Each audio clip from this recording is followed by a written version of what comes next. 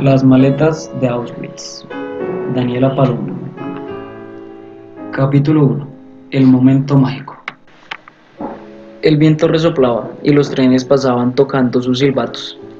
A Carlos le encantaban los trenes y su padre con frecuencia lo llevaba los domingos al trabajo. Antonio, conductor ferroviario, había sido despedido, pero aún así llevaba a Carlos a la estación para contentarlo y también porque se aburría en casa. Antes, cuando estaba con su padre, pedía los billetes del tren con la frase: "Buenos días, ¿me permite su billete?".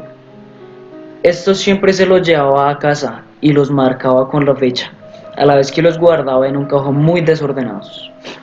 Un día su madre abrió el cajón y vio los billetes. Algunos se cayeron al suelo y los tiró a la basura. Carlos se puso muy triste y no quería comer. Antonio se enojó con su mujer y la madre de Carlos le pidió perdón. Carlos aún no comprendía por qué su padre ya no estaba trabajando, y cada vez que se lo preguntaba decía: "Algún día te lo explicaré". Es difícil de comprender para un niño de 9 años. Capítulo 2. El último día de escuela. Habían pasado unos días desde que Carlo había regresado a clases. Siempre se levantaba con sueño, pero no podía llegar tarde porque la maestra le pegaba con su juguete. Siempre se entretenía jugando con Aquiles, gato que era el único animal permitido por el director Alfredo. En los últimos días este se había puesto muy gordo. Los niños siempre le daban de comer. Asunta fue la única persona autorizada para darle de comer. Cualquiera que le diera comida sería suspendido. Una vez que Asunta faltó 3 días, Aquiles tuvo que ayunar.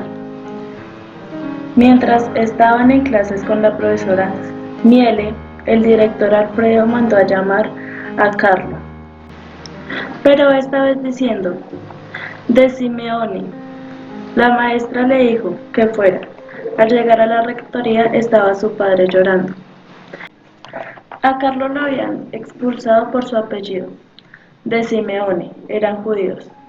Por eso su papá había perdido su trabajo y él su estudio. Esas palabras fueron incomprensibles para Carlos.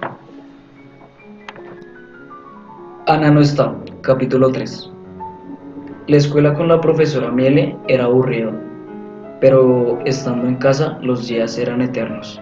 Carlos siempre le preguntaba a su madre cuándo volvería a la escuela. Esta le respondía que los fascistas habían dejado abiertas algunas escuelas para judíos, pero quedaban excesivamente lejos. Son las leyes raciales, decía. Carlos le preguntó: "Mamá, ¿ya no volveré de nuevo a ver a mis compañeros? Y si me los encuentro, ¿podré saludarlos o está prohibido? Pronto iremos a conocer a una maestra que también fue expulsada por ser judía", dijo su padre. "Cuando estemos camino a casa pasaremos por delante de tu escuela, a la hora de ingreso, y probablemente verás a alguno de tus compañeros, pero si no quieres, iremos por otro camino". Carlos lo pensó bien y recordó que ninguno de sus compañeros había hecho algo por su expulsión. Al igual tenía miedo de ser rechazado, así como los colegas de su padre, que ya no lo saludaban como antes. Carlos le preguntó a su madre: "¿Qué cosa mala habían hecho los judíos?". "Nada", respondió su madre. Carlos le insistió, pero ella solamente le respondía: "Nada". Entonces Carlos le preguntó a su abuela. Ella respondió: "Los cristianos creen que Jesús es el Hijo de Dios o el Mesías. Dicen que lo han enviado para salvar a todos los hombres. Para los judíos, sin embargo, Jesús es simplemente un rabino judío, un hombre sabio. Nosotros los judíos seguimos esperando aún al Mesías, aunque redimirá a los hombres y hará de este un mundo mejor. Tenemos paciencia". Esto fue lo que dijo su abuela a Carlos, un día en el que se sentía demasiado solo y había ido a verla, dado que vivía en el portón de al lado del suyo. Carlos le hizo también otra pregunta: "Abuela, ¿por qué tiene que salvar Jesús a los hombres? ¿De qué tiene que salvarlos? De ellos mismos. Las leyes raciales son un ejemplo de maldad de lo que son capaces los hombres. Tú no puedes ir a la escuela y tu padre ya no puede ir a trabajar, solo porque somos judíos. ¿Tú crees que Jesús los salvará aún siendo tan malos? No lo sé, Carlos, pero sé que Dios no perdona fácilmente al que desobedece sus mandamientos. No tengas miedo, pronto volverás a la escuela. Estoy seguro de que recuperarán la razón. Antes o después acabarán por darse cuenta de que nosotros también somos italianos, como ellos. Carlos decidió que quería ir a ver a sus compañeros. Al estar solo tanto tiempo, al final la cabeza le pesaba, porque dentro le daban vuelta un montón de pensamientos confusos que giraban en redondo y no se detenían nunca. Después, por la noche, Carlos tenía miedo y se despertaba empapado en su sudor. Unos días antes había soñado con Aquiles, lo estaba acariciando y, de repente, el gato lo había arañado haciéndolo sangrar. Carlos lo riñó, pero cuando el gato se volvió hacia él vio que su morro no era el de Aquiles, era el rostro de la maestra Miel, que lo miraba con risa burlona y maligna, como el malo de los cómics que leía su padre por la noche. Capítulo 4. Los compañeros de la escuela. Carla su escuela la recordaba diferente. Bueno, no diferente, sino más grande. ¿Cómo era posible? Hacía 2 meses que no la veía, no 2 años. No podía haberse hecho más pequeña. Sin embargo, la escalinata que subía para entrar a clase le parecía ahora más estrecha y la verja más pequeña. Y Aquiles, ¿por qué no está lambiéndome los bigotes y el pelo junto al roble? ¿Era posible que todo había cambiado en 2 meses? Allí estaba Ana, sus ojos que se te clavan y no te sueltan. Se abren de par en par por la sorpresa y después se te quedan prendidos. Encima, por fin había también algo que no había cambiado. Ana estaba esperando para entrar junto a su padre.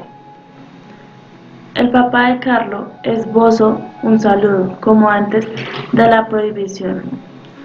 Cuando los dos se hablaban y se reían de los trenes que llegaban con retraso. Él y Carlos se detuvieron del lado opuesto a la gran verja. Él no se atrevía a acercarse, miraba de reojo hacia adentro. Ana continuaba mirándolo con los ojos fijos. Parecía perdida.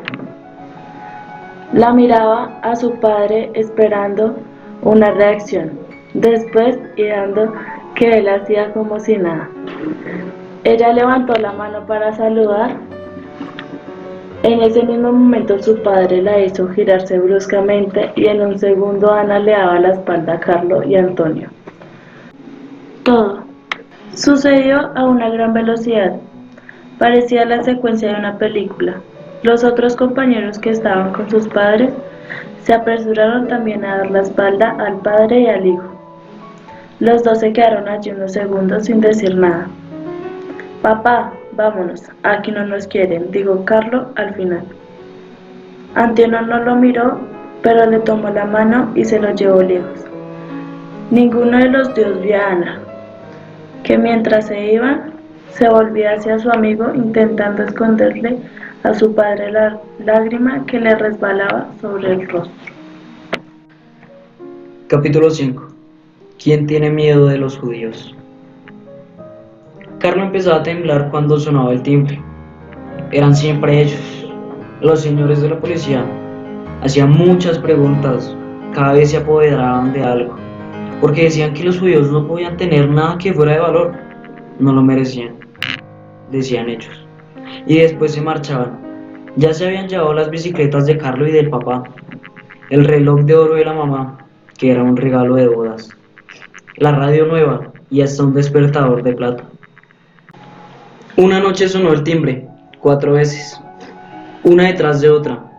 El corazón del niño empezó a latir a toda velocidad. La madre y el padre se miraron, y Carlos comprendió de inmediato que también sus corazones latían a todo tren. El padre se levantó a abrir. Después de todo sucedió demasiado deprisa, y Carlos solo captó alguna palabra. Su mamá gritaba, ¡dejadle! Y su papá repetía, ¿por qué? mientras que un vecino se asomaba al rellano e inmediatamente cerraba la puerta. Mientras tanto, aquellos uniformados negros se llevaron al papá de Carlo, diciéndole: «Sucio judío, te arrepentirás». Después acabó todo, volvió el silencio. Sin embargo, el corazón de Carlo todavía daba saltos, y después iba bajando, bajando, bajando. Era como si supiera que no debía pararse, porque de otro modo corría el riesgo de estallar. Su papá ya no estaba, se lo habían llevado los hombres de negro. Su mamá lloraba en la silla, con las manos cubriéndole el rostro. Ya ni siquiera podía ver que Carlo estaba allí, y tenía necesidad de ser consolado. Ya no conseguía ser la mamá de antes. Carlo no estaba enfadado con ella, y fue a abrazarla, aunque no conseguía llorar. Ella lo retuvo a su lado, pero no hizo nada más. Hubo un tiempo en que nadie sabía consolarlo como ella. Por ejemplo, cuando Carlos hacía mal una tarea y le ponían una mala nota. Ella le decía: «Todo tiene remedio». Y él sabía que era verdad, porque estaba abrazado contra su corazón y lo sentía latir sin prisa. Si su mamá ya no creía en que pudiera haber remedio, tampoco él podría ya sonreír. Y entonces se puso a consolarla, acariciándole el pelo. Ella le apretó fuerte las manos y Carlo empezó a llorar. Y mientras estaba llorando pensaba que afuera estaba lloviendo y su papá había salido sin chaqueta. Allí donde estuviera, en ese momento, debía estar aterido de frío. Capítulo 6. La fuga. Después de que Antonio volviera a la casa, ya no era el mismo de antes. Carlos le hablaba, pero él solo le miraba y se marchaba durante varias horas. Carlos también le pedía que lo llevara a ver los trenes, pero él ni le respondía. Algo debió haber pasado la noche en la que se lo llevaron. Cuando Antonio volvió a casa, 4 días después tenía varias heridas. Una noche llegó la abuela Lidia y solo ahí fue cuando Antonio habló, pero en voz muy baja. Cuando alcanzó a escuchar que por las torturas había él delatado a 2 hombres y que él era el responsable de su captura, ya que para él no existía la palabra perdón, y la sonrisa se marchó de su rostro. Carlos iba 2 veces por semana a la casa de la señora Sara. Su apellido también era judío y le daba clases de una forma muy desinteresada. A veces parecía que no quisiera estar ahí, ocultando tras una falsa sonrisa. La abuela Lidia solo discutía con Silvana sobre Sara por varias razones. Esta casi siempre tenía la razón. Carlos volvía solo de la clase, ya que la casa quedaba muy cerca de la suya. Una vez Carlos quiso ir a la estación de tren porque no extrañaba a su madre, siendo muy fastidiosa. Carlos se sentó en el piso para mirarla. «¿Quitarme mi lugar de trabajo?», Carlos respondió diciendo: «Estoy mirando los trenes». Después de un rato de hablar, se dieron cuenta que ambos eran judíos. David le ofreció quedarse con él, siempre y cuando Carlos también trabajara. Una noche, durmiendo en un viejo vagón abandonado, al que David llamaba casa, unos agitados gritos de David diciéndole: «¡Corre, Carlos!», apenas comprendía lo que pasaba. Un hombre lo tomó de la oreja y le dijo: «Eres muy pequeño para vivir como un vagabundo. ¿Acaso no tienes familia?». Mientras un amigo de su padre lo reconocía y lo llevó a casa. A partir de esa noche pensó con frecuencia en David, pero jamás le volvió a pensar por la cabeza. Capítulo 7. La partida. A partir del mes de octubre de 1943, la abuela se vino a vivir con su hijo Antonio, porque los alemanes habían ocupado la ciudad y requisado la casa de muchos judíos. Entre ellas estaba también la de la abuela de Carlo. El muchachito se sentía tan feliz con su presencia porque ella daba fuerza a todos. Aunque era muy anciana, parecía la más animosa de la familia. Le decía siempre a su hijo Antonio, el papá de Carlo, que Italia era diferente de Alemania mientras estuvieran en Italia. Nada malo les podría pasar. Y la abuela seguía resistiendo incluso cuando los alemanes se convirtieron en los dueños de la nación y se comportaban con arrogancia y violencia. Esto acabará pronto, decía. Resistamos todo lo que podamos y las cosas volverán a ser como antes. Todos le creían, querían creerle. Era la noche del 15 de diciembre de 1943. Carlo, la abuela, la mamá y el papá apenas habían acabado de cenar.